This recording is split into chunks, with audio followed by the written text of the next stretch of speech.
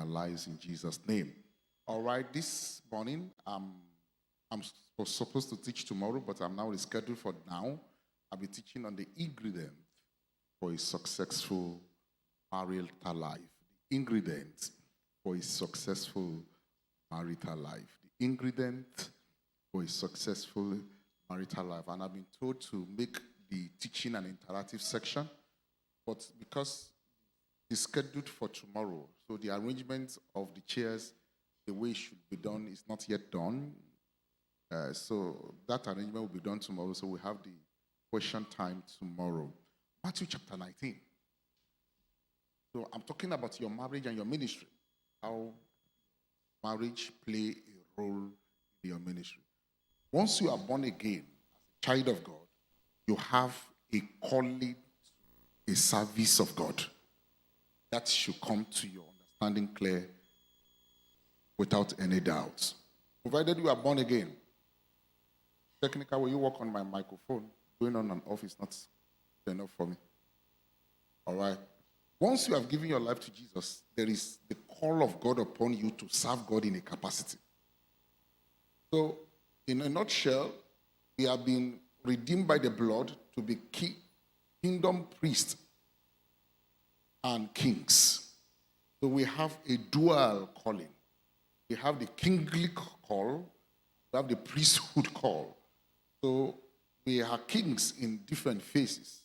We are also priests. It was in the Old Testament that we have a king different from a priest, and the office of a priest different from a prophet. In the New Testament, you have the king, the priest, and the prophet in one. So you see that, number one, you have become the prophet of yourself. Then you are the first priest to yourself. Then you are also having a kingly call. That is where you are in business. That is why you are in governance. That is why you are in entertainment. That is the kingly responsibility. And you must be able to discern these three phases of your life. That which part of you represents the calling of a king. If you are into business, for example, you know that that kingly thing is represented there. Then what part of you function in the priesthood? And has to do with your service in the kingdom. Are you the usher? Are you the sanitation? Are you in the prayer unit? That's your priesthood. Then you must understand that there is a dimension of you now that is also your prophetic, where you have the understanding of the will of God for you and have the understanding of the direction of God. And you must be able to interpret your journey, your destiny in these three categories: your kingly responsibility, your priesthood responsibility, and your prophetic mandate. This understanding must be clear. Welcome, the prophet of God. God bless you, sir. Welcome. Let's put our hands together. So, this understanding must be clear to you that, okay, this is my role as a king, as a priest, and as a prophet. But there is a very strong link between your ministry and your marriage. Because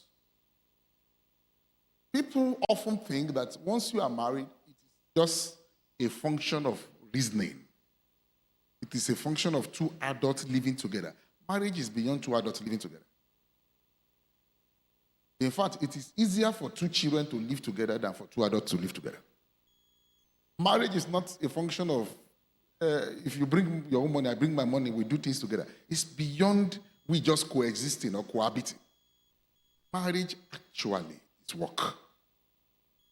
And marriage has its dimension of operation. Marriage is a joining by God.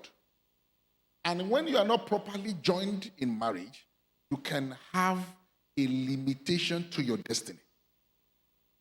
When you are not properly joined in marriage, you can be joined to spiritual forces that will eventually pull down your journey and scatter it. That is why the understanding of the principles of God in marriage is essential. Marriage is not just I like you, because there can be emotional relationship in love. And when you are coming to marriage, you must go beyond your emotions and don't take decisions in your emotions. I learned that in my journey to destiny fulfillment, that if I want to make serious impacts in life, I must not take a decision when I'm emotional. Because more than 80% of the time, those decisions are not right. So when you are in any emotional state, number one, either you are angry, Number two, either you are excited. Number three, or you are in the emotional love thing. Don't take decisions. Because at that time, the part of your brain that is thinking is not the right one that you think. So the decision you take in most of the times in these three states, they are not always right. Don't decide when you are hungry. Don't decide when you are excited. Don't make decision when you are just being emotionally loved, because your decisions will not be right. And you must have that understanding. I have people have had their testimonies who, when they want to make a demand from a man, they do that when they are in sex with a man. And when the man is having sex with them, they now say, hey, that thing you promised me, when will you do it now? The man, in the desire to have sex, will make a promise. And the lady bounces it and say, hey, you said this. And I've had women who say that's their own strategy. That's satanic. It is witchcraft, making a man decide against his will. The way you are laughing looks as if you are a victim. Man has collected money from you that way. Okay. So I've had ladies speak to me that way and say that is how they get their money. And I said, that is witchcraft. Let this man take a decision in his right state. Not when he's highly erected and his desire is to just eat a goal. At that time, his decision is in the emotions. It's not in the right senses. So we must understand that marriage is work, and marriage works on principle. So for you to have a successful marriage, it's not just the assumption of the two of us will manage and understand. You need to be taught about marriage. You need a training on marriage. You need to acquire skills that makes you function well in your marriage. So if you think that we are both adults, we should be able to do something, you will fail. Just like you wouldn't, I don't know if you read online about that lawyer who was arrested, I think in Kenya, who never read law and won 26 cases in court. A fake lawyer who never went to study law. He didn't attend law school. You know, it's a difference. You can be a lawyer and not finish from law school. This one did not study law. He never studied law. He didn't go to any law school and won 26 cases being a fake person. Won 26 before he was now arrested. When they arrested him and jailed him, one man, philanthropist, said, no, if you didn't study law and you win 26 cases, how many cases will you win when you study the law? So the man said, I will sponsor him to go and study law. Without going to school to study law, he will stand before a judge and present his matter, win. These are exceptional cases. I'm sure you won't try that. So that they won't hand it to the person that is going to. Those are exceptional cases. So, but then we've seen people come into marriage without any knowledge. They just grew with their parents. And the way their father treated their mother, they felt that that's how to treat the wife.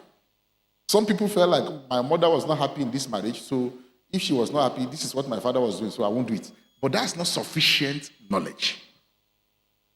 You will not start treating a patient without going through a medical school. You can't be a qualified engineer without a 5 years training in this university or in a polytechnic.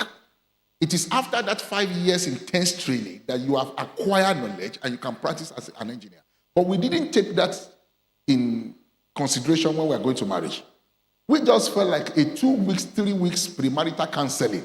We do the marriage, we did the magic of a successful marriage. No. Marriage is an institute. You need to be taught. You need to be trained. You need to be mentored. You need to acquire skills. There was a time as I came into understanding, I have people who want to get married, and I say, okay, come stay in my house for 2 months, for 3 months. And I was doing it deliberately. And I would say, just observe me, observe my wife, observe how I deal with her, observe what I do with her, learn from the strengths and also learn from the weakness. Learn what I ought to do that I didn't do and pick that as a lesson. But 2 or 3 times I've done that, it has been a regret because the person who I brought in to come learn has come in to start doing another thing. Then he said, I was there. Oh, this is what is happening. Oh, this is what happened. And I said, that's not why I brought you here. I needed you equipped for a journey. And what you can see will stay longer with you than what you can hear. If you can see it, you remember better than when you are hearing it. Because the percentage of reception and retention from seeing is about 68%. And when you come into hearing alone, it's about 30%. Before you can come to 68% in hearing, you must have listened to that thing like 2, 3, 4 times. Then you are coming towards 68. But by seeing the thing, it is the retention grade is about 68%. So I say, come, stay with me. See how I greeted my wife. See how my wife served me. See what the wife did. But then instead of them picking those lessons and adding to it, they came in there and were looking for something to tell others and failed in the utmost training I thought I was passing across. So from that time, I stopped doing that to anyone. If you want to get married, I pray for you, and the Lord bless your marriage in whichever way you want to land the marriage. But the truth is this, that if you are not taught what it requires to be successful in marriage, you are likely to come into that institute with assumption. And when you come in that assumption, you are likely not to find success. Because every area of life where you actually desire success, one thing is critical: knowledge and its application. So if you go into any place and you don't have enough knowledge about it, the chances of your success is minimal.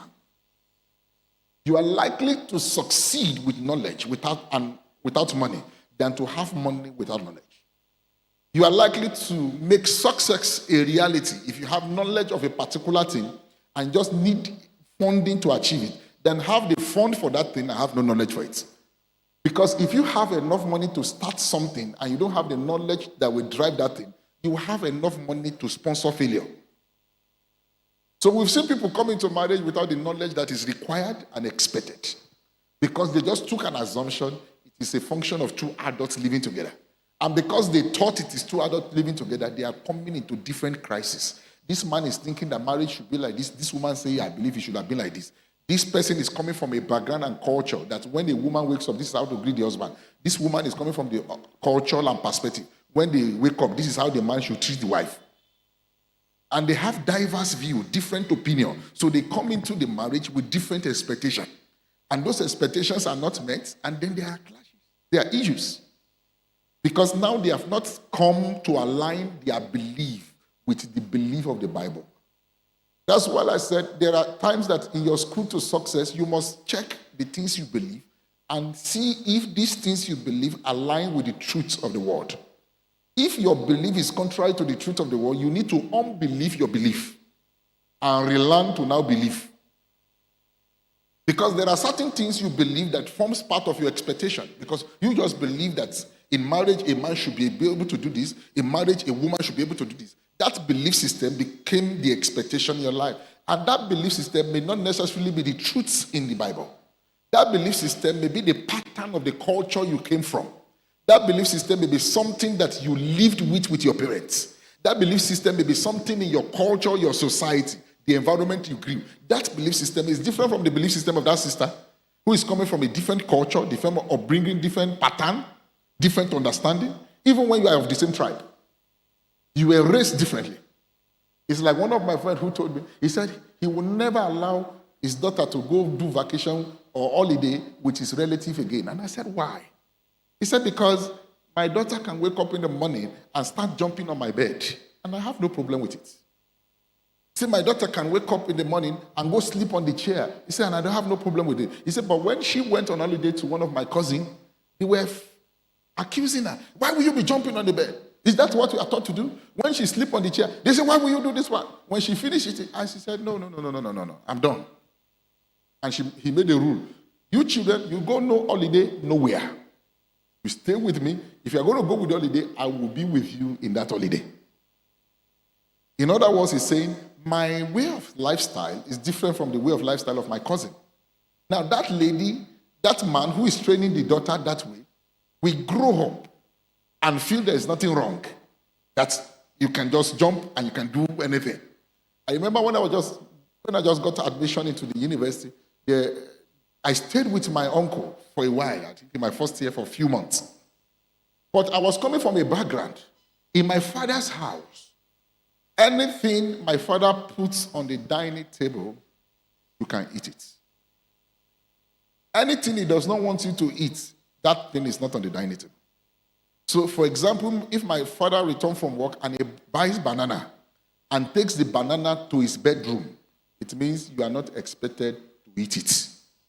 Even if you enter the bedroom 200 times in 1 hour, you will be looking at the banana you are not expected to touch.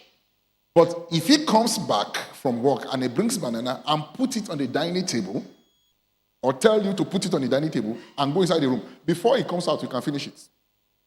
That's my upbringing. So he can buy bread and say, okay, put it on the dining table. And you put it there.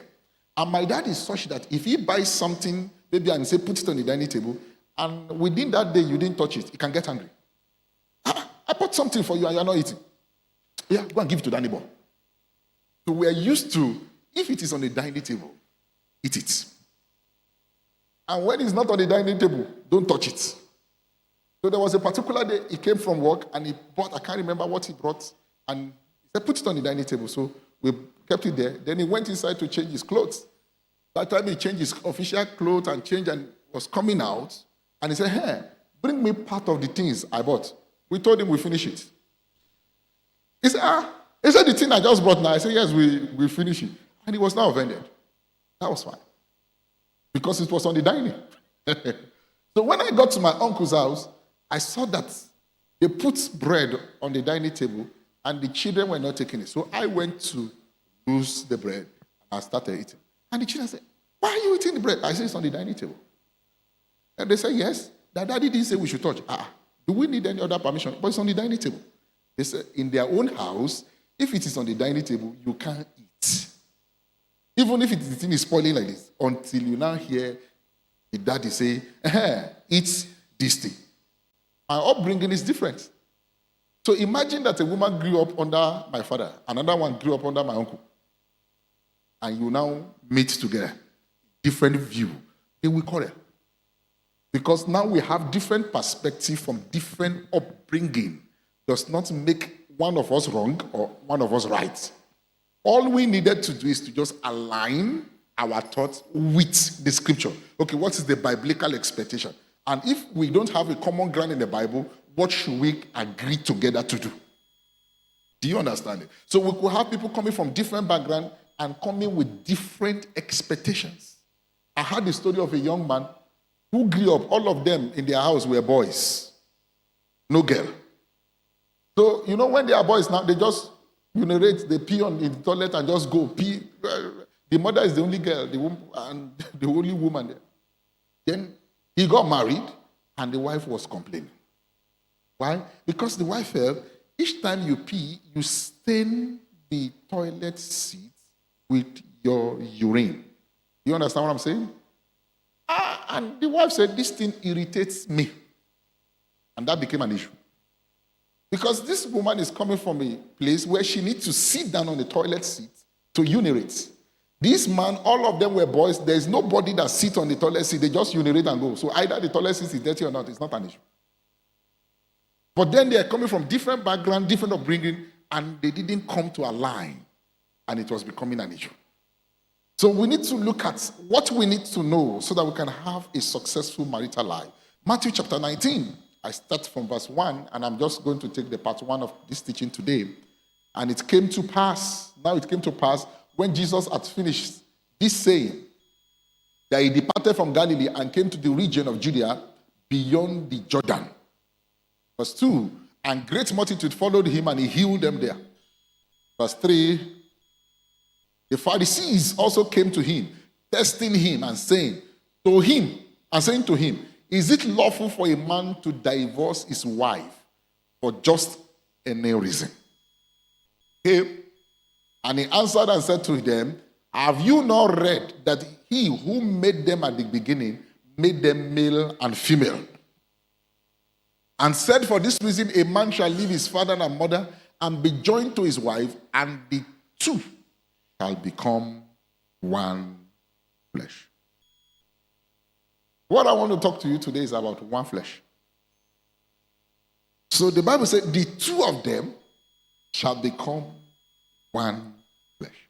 Now, as simple as that statement is, it's not in practical terms as simple as that. Because not every two in marriage is one.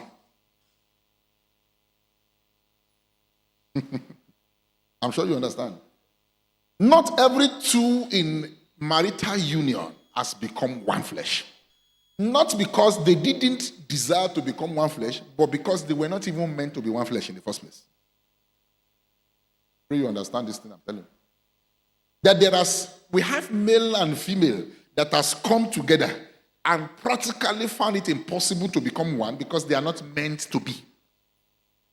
It is like trying to bring this one into this and say, after all, two shall become one. This one and this can't merge. When God was speaking about two becoming one, he was speaking from the revelation of the creation of man. That when God created Adam, he created Adam a male and female in one person. And what he did was to bring the female inside the male and separated him. So it is like breaking this microphone into two, because initially it was one. And when I break it into two, then I join it together. I say, these two things that I've brought together is still one. And I say, yes, of course it is one. Because the two of them is one initially. It was just separated, and I can assemble it back. It is like slicing one piece of orange into two. And I say, this orange is one. He said, yes, but I want to make it two. And I slice it into two. I say, yes, but when I close it back, this half is one. He said, yes. Do you understand? That is why I can be an extrovert and my wife is an introvert. Because in me, to be complete, I am both introvert and extrovert. You understand what I'm saying? A complete me is introvert and extrovert. But when two must become one, half of me was taken. And the one that was taken inside me was the introvert side of me. So that when I see my wife who is an introvert and I'm an extrovert, I understand that I'm actually an extrovert and introvert, but they have taken the introvert part of me to become another person. So that the two of us are actually now one. You get what I'm trying to say? So when I'm not organized and I just scatter things everywhere, and my wife is very organized, it is because in me is both organized and disorganized. The organized part of me was now taken to be this woman. The unorganized part of me is what is left. So when you look at me and you see me unorganized, it is because the remaining half to complete me is this. Now, when two is no longer one, is when me that you have organized and unorganized, then the organized part of me is taken away. The unorganized is what I have left. Then I now marry another unorganized person. I've not found the real half. Because if I found the real half, the remaining half should be the one that is organized. You're looking as if you don't understand what I'm saying. You get what I'm trying to say? So that is why you have cases where two are actually not one. Have you had people insulting somebody and say he has two left legs? Yoruba people, if they want to insult you, that you are used, they say, left legs. When they say you are a two left leg person, you are a bad person. You are not bringing good luck. Because you should have the right leg and the left leg. So when I see that the weakness I have is the weakness in my wife, the two of us are not yet one. Because in me is strength and weakness. So when they took one half of me, they took some strength of me, some weaknesses of me, so that when I look at her, I see my completeness. Okay, I'm weak here. She's strong here. She's strong here. I'm weak here. That's my completeness. That's the half. So the half that makes me one, the two that makes me one, is not actually in beauty faces. That girl is fine. She may be fine and not be the half. Because I may be a talkative and she's also a talkative. Then, we are not two, we are just fine. That guy that is tall, dark, and handsome may actually not be the half. Because if that guy is the half, when I say, see my weakness here, I just look at him and say, oh, I'm not actually weak. Because in me is weakness and strength. This one I call weakness. See the strength beside me. I have. But when I now look at my life, I see my weakness, and I look at my spouse, and our own is even more than me. I got the wrong half. Another man's half is what I brought. The two of us can be one. So when I'm looking for the two that becomes one, I must actually lean on God to find that two that may make me one. Because originally, Adam was one. In Adam was the male and female. What God did for Adam was he made him sleep so that he can bring the female in him out. So that when the female in him was taken out, some strength was taken, some weakness was taken, so that the same one, it was now splitted into two. But if you bring the two together, they are still one, because it was actually one. So each time you look at, Adam, why did you do this one? This one is missing. Check here, you will see the complete. Why is it that you talk too much? Check this person. She does not talk. That's the complete. Because in him, he's talking too much and not talking too much. So one part of him is given to the other side, the other part is given. So in him, he's spending anyhow. In him, he's also keeping money. So when your spouse spends carelessly, you are likely to find the other one spend diligently, frugally. If the two of you now spend anyhow, I just spend anyhow, you've taken another man's half. Because that is a weakness that is the strength of another person. You get what I'm trying to say? The Bible says, two of them, one flesh. And I have like 10 things to illustrate one flesh, if I have time for that. Because when we look at oneness in marriage, the first thing I want us to look at is the complementation. When we look and say, okay, you are the one that was taken out of me to complete me. In other words, by the time they add my strength plus your weakness, I'm complete. And when I look at your weakness and my strength, I'm complete. So the things, because for me, I'm like a bulldozer. I don't check details. I just look at the bulldozer. I can see 2025, 2030, and plan. Then the one who is my half must be the one who is looking to details. What will happen by 11 o'clock? The 11. I'm not bothered about the 11. I'm concerned about 2024. While I'm thinking 2024, hold on. While I'm thinking 2024, the half that completes me is thinking the next 1 hour. So that while she's missing what should have been available in 2024, I am there to provide it. While I am missing what should be the detail now, she's there to provide it. Then I'm complete. That is why we two has become. Because in me is both the ability to see ahead and the ability to see now. Now, one part of that me was taken and given to someone else. That person is the half that is standing as one that makes me complete. So when we look at oneness, we look at how are we complementing each other. That while me, I can overlook details, the other half is designed to give details.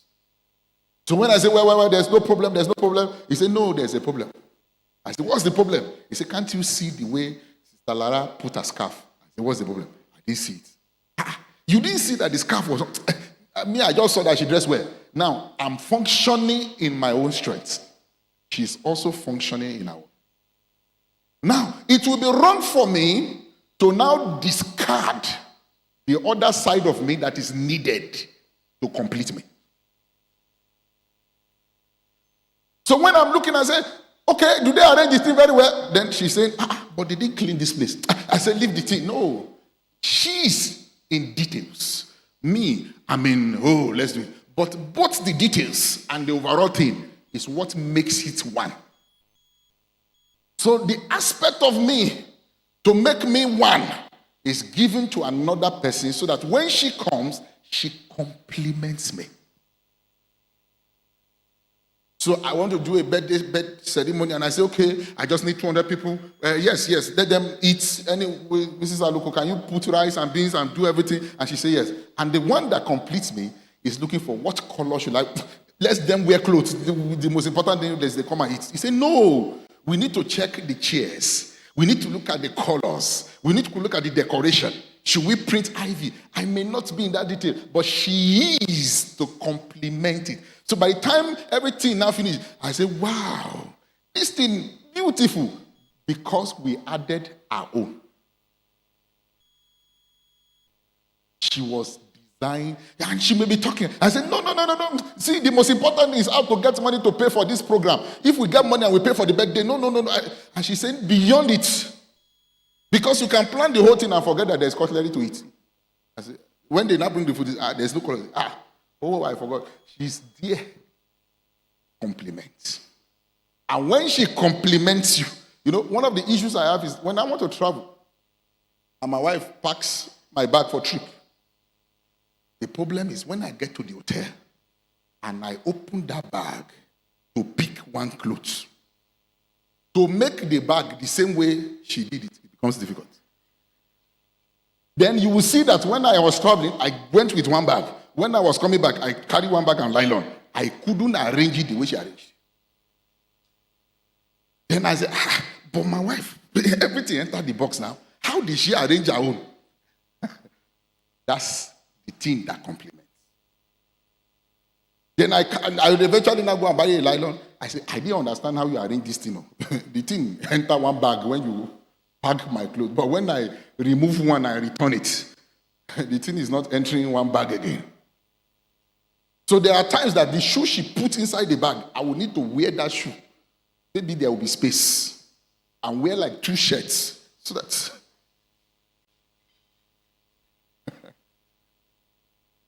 Because when you come in one, it's because you want to complement one another. So in complementing one another, I am not looking at your faults. I'm looking at where there is a gap, and I bring my strengths. One of the things my wife does every morning is that she lays the bed. And if she lays the bed and I sit on it and lie on it and I stand up, then she lays it again. There was a time she needed to go out before me. I was trying to lay the bed the way she normally, I didn't get it. I said, this thing is not smooth, so I drew it like this, I said, when she comes back, she will come out. That is the compliment. It is not for you to now find out, yes, what was the problem with you? Can't you just lay simple bed? It's a simple thing to you. It's a complex one for me. So in complementing one another, I only bring my weakness and my strength to complement your weakness. That every time I see your weakness, I just supply my strength so that people don't see it. So you come to my bedroom and say, I love your bedroom. It is one strength complementing it. And as the man too, you just saw your wife, this one, and you quickly came to solve. You are not to condemn her because that weakness actually came from you as the man. It is your weakness and some of your strength that she has. So when she shows these weaknesses, immediately you supply the strength that she's not naked before men. And nakedness is just to you. When people begin to see a nakedness outside, it means that oneness, the principles of oneness has failed. Something has gone wrong. Because your strength should quickly cover the nakedness. The nakedness is only known to the two of you. Oh, this is where my wife is weak. This is where I am weak. Known to us. But if she comes outside, my strength quickly covers it. When I come out, her strength quickly covers my weakness. I say, this guy just looks like a perfect guy. No, it's a combination of strength and weakness in complementation. One flesh. So how do we achieve this goal of being one? Apart from complementing one another, is that we look at compatibility. Very essential. We must be compatible. Compatibility talks about similarities. We should think alike. When money comes to my hand and I'm looking at an investment and your wife is thinking that, see, I just found a new ice cream spot. We say two. They're not likely compatible. He said, this money, can't we do something with it? He said, we will enjoy this life first before we do the one in heaven. Let's buy ice cream. How can we have this kind of money and ice cream? He said, don't bother, God will provide another one. Work on that compatibility. When you are heavenly conscious and thinking that, okay, we will work for God and we'll make heaven, and the other one is saying, look, we will live on heart and enjoy heart, there is a problem of compatibility. There is no oneness in that place. When one of you is, compatibility does not mean you are going to think the same thing, plan the same thing, desire the same thing, but you are likely to be on the same frequency. Does not mean all of you must be the same. If you are the same, then you are not unique. So while I'm thinking, I say, oh, let me do poultry. She is thinking, can we do bakery? Both of them are investment, but different. But we're thinking alike. But when I'm thinking, can I do poultry? And he said, can we buy ice cream? We're different. I may feel, oh, can I do something, maybe do laundry? And he said, no, let's do it here, salon. We are working, we are compatible. Our thinking is similar. We are thinking like the same, because compatibility starts from your thoughts. You should come to think alike. In fact, your dress sense should be something similar. Academically, you should be compatible. Even in genotype and blood group, you should be compatible. It's compatibility because you are to complete me. You are not to compete, not to compete with me, but to complete. So each time I come in the principle of oneness in marriage, I'm coming not just to complement, I'm also bringing compatibility. Do you know that there are people who are not even compatible sexually? There is something called sexual compatibility. Some people can be high, sexually driven, and another person just don't even talk about it. It's part of compatibility. And you must discuss that. Are we compatible? Do you think we fit in each other? Can this journey be one? Our perspective, our orientation, our attitude, we must be compatible. I shouldn't be seeing life up and you are seeing it down. There's a place of different views. Of course, you can have a different view, but then it should be around similar frequency. And I say, I think this one is achievable. Well, it may be, but it may be a bit difficult. We are still in the same frequency. But when I say this thing is able to be done, no, it can't be done. We are working differently. So our mind must be trained to work in compatibility to achieve the goal of oneness. Next,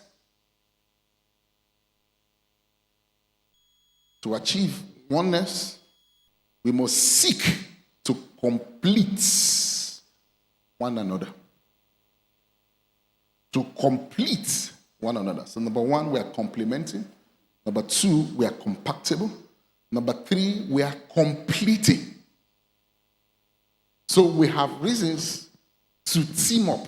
So when you come to your spouse, you are not looking for the things he ought to do for you that he has not done. You are not looking for how your needs will be met. And I want you to do this one, you didn't do it.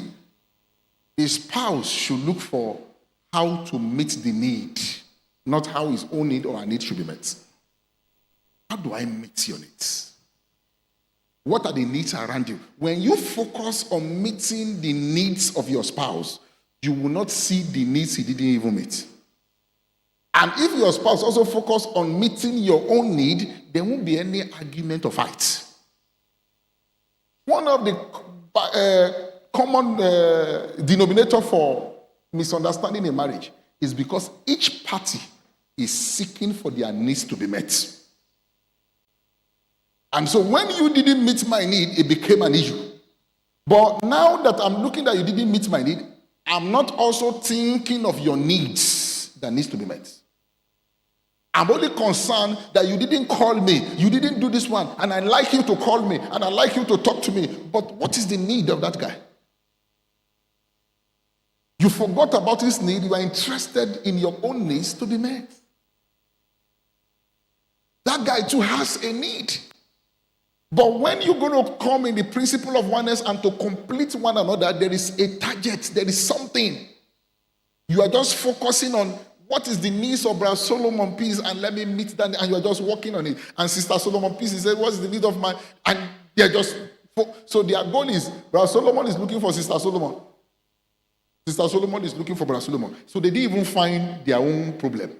Say, no, he needs this one. No, my husband needs to be hard.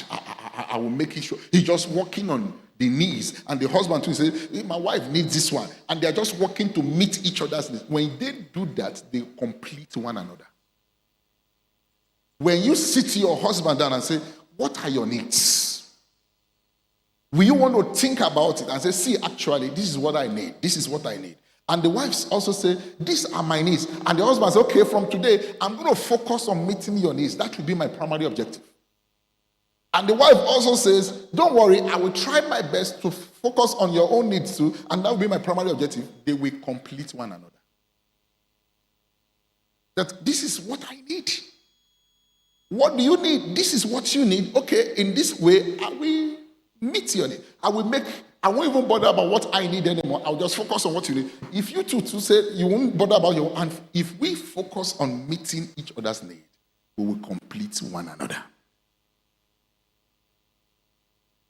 God. You don't be like that young brother who was planning to get married. And his marriage was few weeks ahead. His brother Sam around? Not here. His marriage was few weeks ahead. Somebody saw him buy bread and akara. I say, bachelor, you are here to buy bread again. He said, don't worry. In 3 weeks' time, it will be over. What he's trying to say is that in 3 weeks' time, I'm going to marry a cook. And immediately I finish marrying a cook, I won't come to buy bread again. So as far as he's concerned, he already had an expectation that I want to get somebody who will meet my need. So when he comes home now and the food is not ready, because his goal in marriage is that let me bring somebody that will meet my need, he fights. Why is the food not here? But that same brother did not bother to ask and say, what is the need of the sister even coming? Am I prepared, equipped to meet it? And you see a young sister, maybe the mother shout at her and say, you this not a... I said, don't worry. In 3 weeks' time, I will soon leave your house. For her now, she has found somebody who is going to meet a need. And so when that need is, and I left my father's house because I thought, she came from her father's house because she wanted a need to be met. She was not going to meet a need. So when she left with expectation of needs met, and those needs were not met, she became frustrated and disappointed because she wanted her needs to be met, and she came and those needs were not met. But if she had asked and said, this place I'm going in 3 weeks' time, what are the needs of that brother that I'm going to meet? And am I equipped for it? Have I gotten skills? Do I have the knowledge or what it takes to meet this need? If she was going with the mindset, okay, I want to go meet that need, she won't even see a need that was not met in our life. So when we walk in oneness, we work to complement. We don't compete, we complement. We walk in compatibility. Upgrade yourself. You walk to complete. Number next, this principle of oneness, you are committed to one another.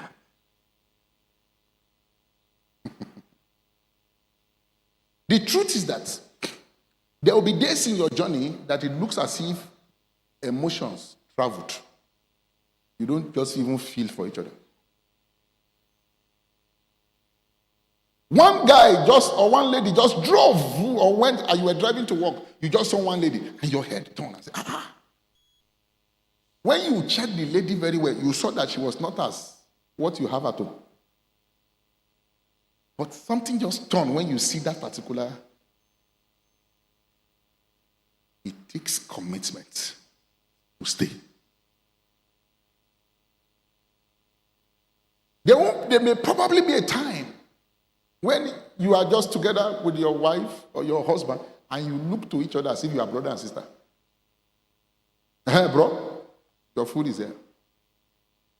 You may even look as if you are both tenants in the same. But you take commitment. It takes commitment. We are committed. It does not matter how we feel. This thing is not built on our feelings. That is why there's a principle called the 80-20 principle. That 20% of the people give 80% of the results. And in marriage, if you're not careful, you may see everything your wife has, 80%, and you are looking for 20% to balance it. I say, if my wife can just pray like Sister Mercy, no, it will have been complete. So the 20% of Sister Mercy is what you are seeing. You've forgotten the 80% that your wife represents. Then you now went to Sister Mercy. Say, my sister, if all women can pray like you, this world would have been a better place. And Sister Mercy say, I thank God. The innocent brother, he said, can we be praying together? Looking for something. And from there, started dating Sister Mercy. And was enjoying the 20% not found in the 80% the wife has. When he finally embraced Sister Mercy and see 20%, he will now discover that this lady only has 20%. 80% is missing. That it is better to stay with the 80% and not have 20 than to have 20 and lose it. But most of the time, it's that 20% that draws men away. That 20% that is not in their spouse, that is somewhere, draws them. I don't know how I feel when you sing. when you took that cross, my spirit went to heaven. It was when the pastor said, amen, that I came back. The brother does not know how to sing. He says, sister, can we sing together? The wife is okay. The only problem is that the wife does not know how to sing. But for him, that singing thing touches something in him. And because that 20% interests him, he can forget 80% or shoot the 20. For some people, it can just be good food. Some people, it can be just be, this person dresses well, and my wife does not dress well. It can be just something minor. And that thing can be the 20% reason why somebody is moving somewhere. So when you want to obey the principle of oneness, one of the key things you do is you stay committed, irrespective. So either you have the 20% I'm looking for and I found it somewhere else, or not. I'm just committed to you. Because wear and tear, friction, does not make 100%. By the time they take a whole you and remove part of you, some of your weakness, some of your strength, and put it here, and put you, this one, friction, wear and tear, did not make the thing to now become exactly 100%. It's making the thing. Our bringing, our culture, our background, has taken away. So by the time you put it together, you wanted 100%, you are getting 92, 95. Then you are looking for the remaining 5%, you will waste. Because you won't get the 100%. So you must be willing to accommodate each other. That even when you came as my equal half to complete me, to balance me, and my weakness and your strength are complementing each other, they are not competing, there's still something missing. Of course, it will be missing because the completion is done in the human body and you can't get 100% efficiency. So in that little gap, that is what you see men looking for. You see some sisters, they say, my husband does not listen to me. This one does not, this one, my husband is... Then they begin to talk to their boss at work. Now, that boss at work that listens to them does not listen to his wife. He's listening to you and saying, you're telling your boss, if my husband can be like you, it will have been better.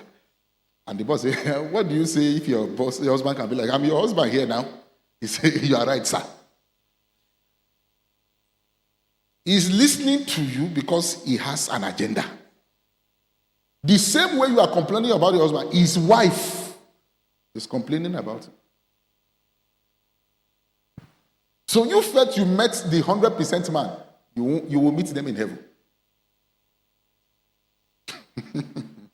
You won't get that 100%. But you now stay committed. Committed to your vision, committed to your pursuits, committed to each other. Committed to the truth. You are committed to one another. One way to be committed to each other is to open up to each other. That takes me to the next point, communication. So you complement, you are compatible, you complete. What's the next thing? Commitment, then you communicate. And communication in oneness is a skill that you must acquire. Don't think that communication is just talking. You can talk and put yourself in problem. Communication is a skill. And you need to learn communication skills. The same way they teach you in school how to do architectural drawing, how to draw engineering drawing, how to do building technology, how to do pharmacy. That same way, you need to pick a course on communication skills. See, leadership rise and fall on communication. This morning, I watched the dance by some group of people who were praising God and thanking God for the removal of the Registrar General of the Corporate Affairs Commission. They hired a trumpeters and drum set, and they were dancing. Where's the money? Dancing publicly, then did big banners to thank God for the inglorious exit of the MD. And put it, I wonder what the children of that guy we do. When they say it is your father they are singing for, that God removed him. Not that he died yet, he has not died. They just remove him as the MD. They say, and people are doing party. In this fuel economy that people should use money to eat, they say, no, let's celebrate. Celebrating the exit of the head of an agency, not death. And they did banners, still Lord did it, and we're thanking God. If you trace it down, it will come to communication. Most of the failures of leaders is traceable to what they didn't communicate that they ought to communicate, and what they communicated that they didn't know how to communicate. You must know how to communicate your mind to one another in marriage. You must know when your spouse needs sex without saying it. Maybe he wakes up in the morning and just throw a pillow to you. How was your night? You understand what he meant? But he throws a pillow to you, he say, be careful. I'm still sleeping, you are disturbing. Or you are going in the kitchen and the innocent guy just eat your buttocks and you dig like this back. Take your time. The guy is trying to tell you something, but you didn't understand his language.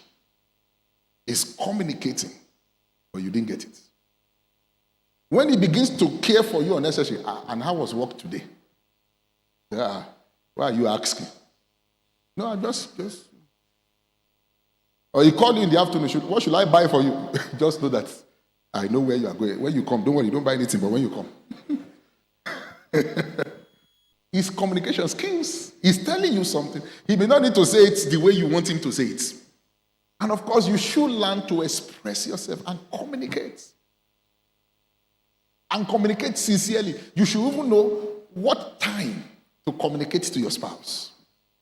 That my spouse prefers when I speak to him in the afternoon. He doesn't want his head disturbed in the morning. I was speaking to someone yesterday. I said, when I was with Bishop Lanre-Oke, there was a time, some group of individuals, they were traveling. He used to do Advanced Ministers Conference, I think once every month, every first Tuesday of the month or something. So some guys were traveling for this conference and they had an accident. So I was the PA, and so somebody wrote a note to me and said, tell Baba was already on the pulpit, that we should raise prayers for the people who had an accident who were coming for this program, so that Baba can on the altar raise prayer. So as I collected it, thank God, a pastor close to me was sitting by my side. He said, what happened? I said, I want to pass it to Baba. He said, don't do it. I said, why? He said, it can affect everything he's going to do. I said, really? He said, yes. I said, so what should I do? He said, give him when he's done. So from that day, I knew how to communicate to him and what time. So I could quickly say, Pastor, some people, 2 guys had accident, and the message he had for 500 people, he can't deliver. Because you poison his head with information of 2. And so the destiny of 500 jeopardized. So there is a timing.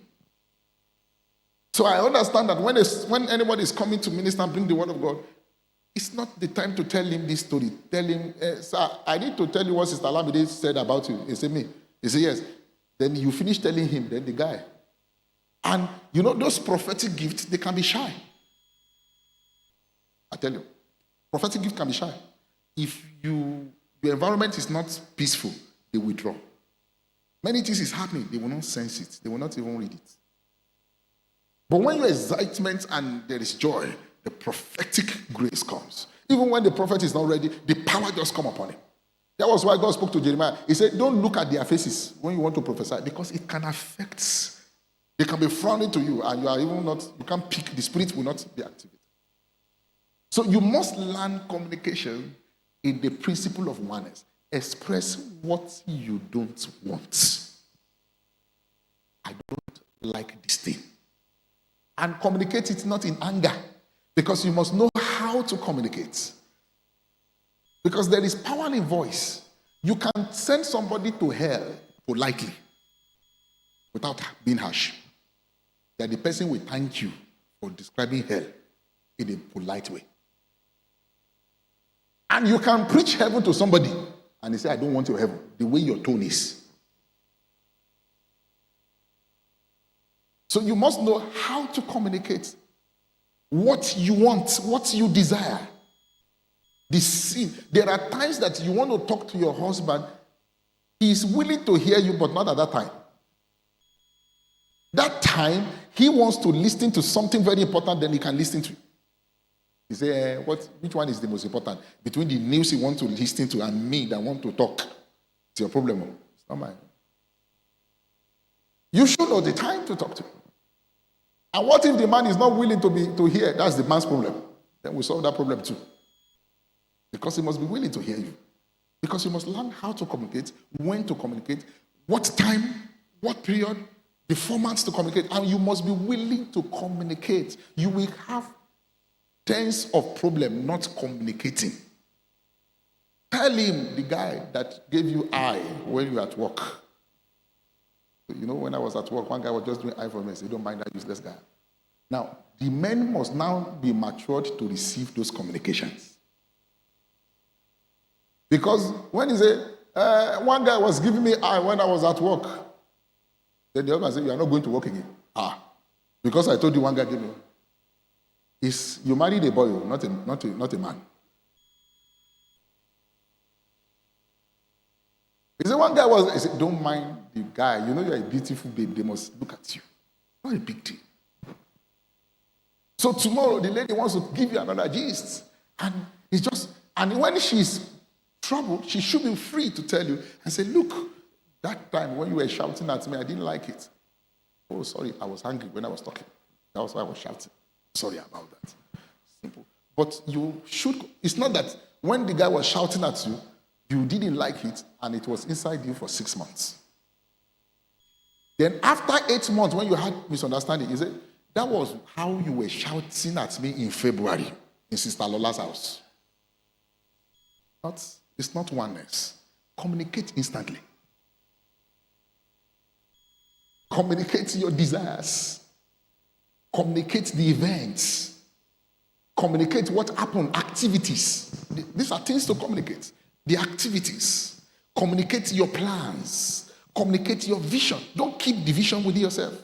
Communicate your intentions. Communicate your needs.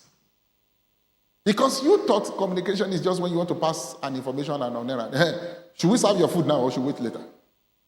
You say, okay, later. That's the only communication. That's poor. Communicate the activities of the day. You know, when I left office, my guy now called me, he sent me. It's communication. You know, this other guy that you saw the other day, I thought he was my friend. Communicate events, things that happened. Communicate your day. It was a busy day today. I didn't even have enough time to pray. It's communication. And in effective communication between spouse, communicate holding each other. If you're not holding her, you're touching her to talk. Don't just talk to her like you are talking to a TV. That's it. When you are talking to her, touch her.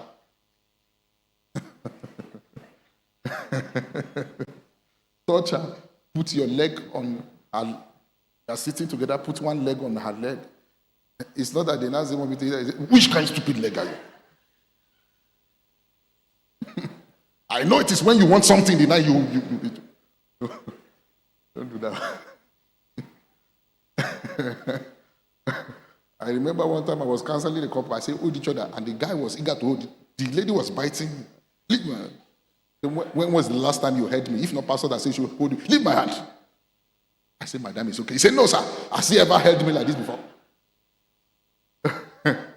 So when you communicate, don't just communicate mouth to mouth. Do some touch. Put your leg on her leg. Put your head on her leg and communicate. Do you understand what I'm saying? Yes. Communication. Give it full attention. So you look at the things to communicate, the activities for the day, the events, the things that happen, the gists, your encounter, your revelations, your dealings, what God said to you, what happened to you, what you expect. Communicate your needs. I don't think we have women who read Psalm before they can communicate to their husband. If we have them, we need to make deliverance for those men. Because the first goal is to make friendship out of each other. Be friends. Beyond daddy and mommy, be friends. Does not matter the age barrier. Break that one. Come as friends first. Deal with him first as a friend. The reason why you are comfortable talking to your friends than your spouse is because you have not made your spouse your friend. So the first goal, as you come in the principle of oneness, is to go beyond the traditional thing and say, daddy, mommy, your mommy, daddy, Sheun, daddy, Jibola, daddy. Don't you have names for each other? It's your friend. So there are things you can do for your friend that you can't, you may be scared to do for your daddy thing. When you are in the public, sit on his leg. Let him say, we're in the public. Did you steal me? Didn't you marry me? You steal me now. Sit on his leg. You know, in those days, in the public, I tried to kiss my wife, and she said, people are here. I said, yes. I know they were here. I know they are here. So he said, don't do that. I said, what is it? Don't do that. Why I didn't steal you now? I prostrated. So communicate. Communicate the needs. I've told you things to communicate. Communicate your needs. Communicate errors. And communicate it in love. Communicate things you want change. Communicate things you desire. It's part of communication. My dear, I wish you can do this. I wish you could help me do this. Communicate. Don't assume the person knows. The person may not know. I know in my early days of marriage, my wife would say to me, he said, I've been sick since morning. You didn't ask. I said, yeah. When God made me, I was not designed to read minds. If you didn't tell me you are sick, I won't know.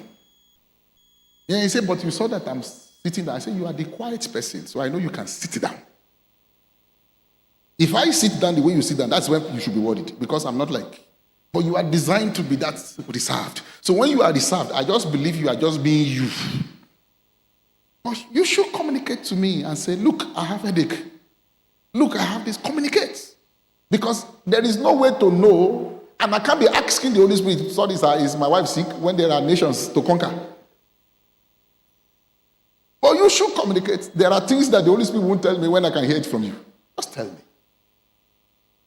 Communicate your sex life with each other. See, I prefer you touch me this way. And if he's not getting it, teach him. He said, I've taught him, he didn't get it, teach him again. There are some guys that are slow learners. They learn after the 10th time, so keep teaching him. And some guys, you just need to teach them halfway. They teach you that taught them. Communicate. Because sex is communication. I've told you, the hymen in a woman is the same root word for him. That's why the Bible prefers that a woman marries as a virgin. Because there is hymen, him. So when the man comes into her, they come into a covenant of worship to God. In breaking the hymen, it comes the word him, worship, and the blood becomes a covenant between the two of them.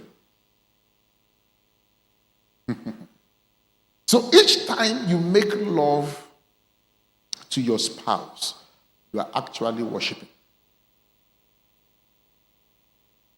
Don't you like to worship God?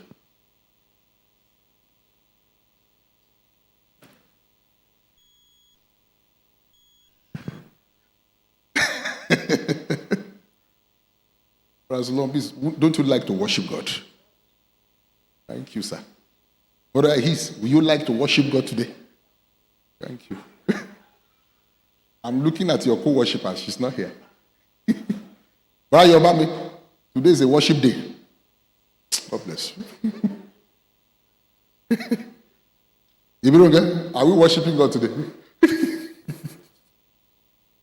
Let's worship. Some brothers are even afraid of making love to their wife on Sunday. Which other day should you worship God? Before the service starts, quickly worship first. Then.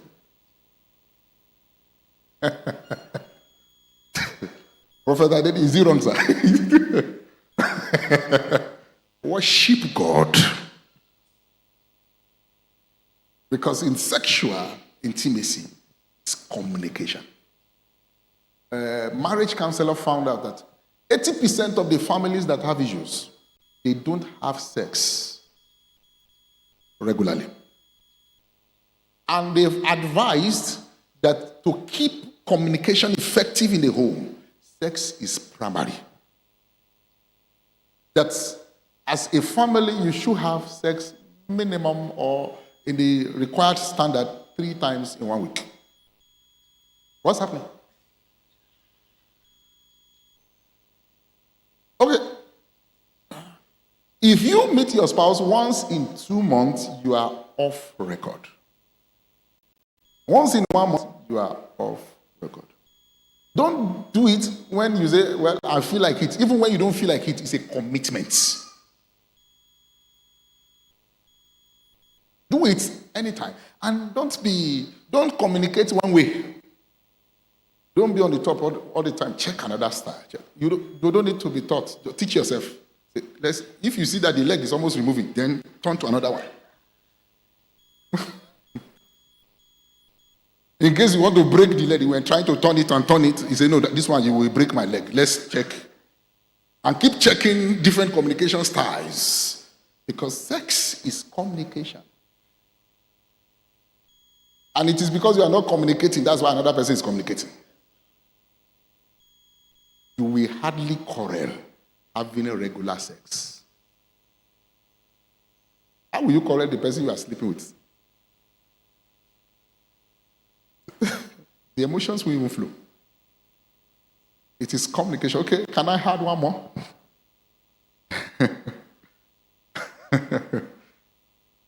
Be contentment. So I said I have 10 things. I've spoken about complement, compatibility, completeness, commitment, communication, then contentment. Let me stop at that point. Contentment. Be contented with each other. I've told you the story of one day that I was going out with a colleague, a female colleague, an Ajia. When we were going, I said, I like to buy banana. So we didn't get on time, so we saw one. He said, oh, this is banana. So it was not the kind of one I love.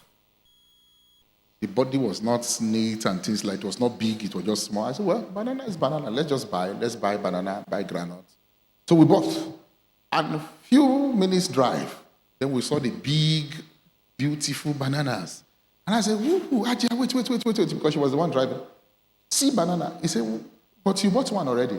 I said, yes. I said, but this one is more beautiful. He said, that's the problem with you men. They are not contented. You've gotten one, then you saw another one that is better, and you want to stop for it. That lesson did not leave me.